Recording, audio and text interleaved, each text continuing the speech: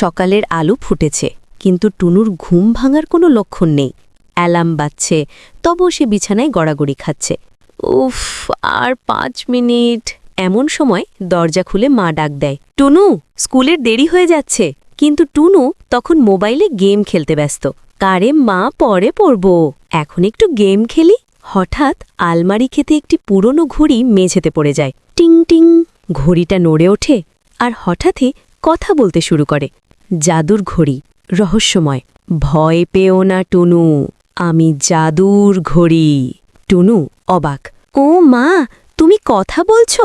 আমি সময় থামাতে পারি, চাইলে দেখাতে পারি। এক নিমিষেই সময় থেমে যায়, চারপাশে সবাই স্থির হয়ে যায়। টুনু খুশিতে চিৎকার করে, ইয়াহু, কি দারুণ মজা!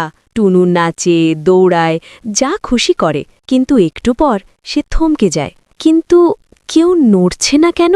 মা কেন কথা বলছে না? চারপাশ হঠাৎ খুব ভয়ানক নীরব হয়ে যায়। না না, এটা ভালো না, আমি ভুল করেছি। জাদুর ঘড়ি গম্ভীর কণ্ঠে, যে সময় নষ্ট করে সে নিজেরই ক্ষতি করে টুনু। টুনু অনুতপ্ত, আমি কথা দিচ্ছি, আমি আর অলস হব না, সময়ের মূল্য বুঝব।